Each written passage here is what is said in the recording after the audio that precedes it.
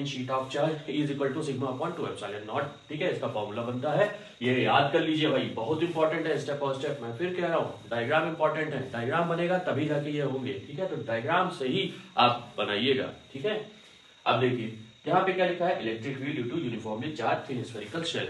ठीक, ये बहुत इंपॉर्टेंट है, बहुत ही ज्यादा इंपॉर्टेंट है ये।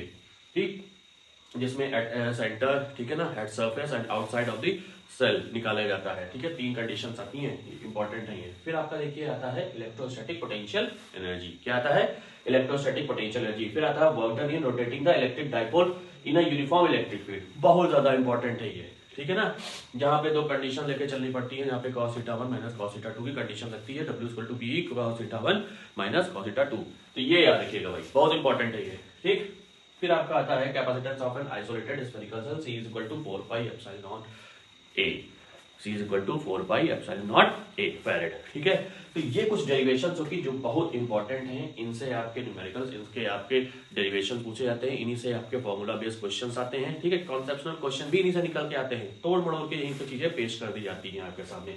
तो भाई इनको अच्छे से तैयार कर लीजिए, स्पेशली जो हमारे यूपी बोर्ड के स्टूडेंट्स हैं, अगर वो इसको एज इट इज अच्छे से तैयार कर लेते हैं तो उनके 3 नंबर से 5 नंबर क्लियर हो जाते हैं।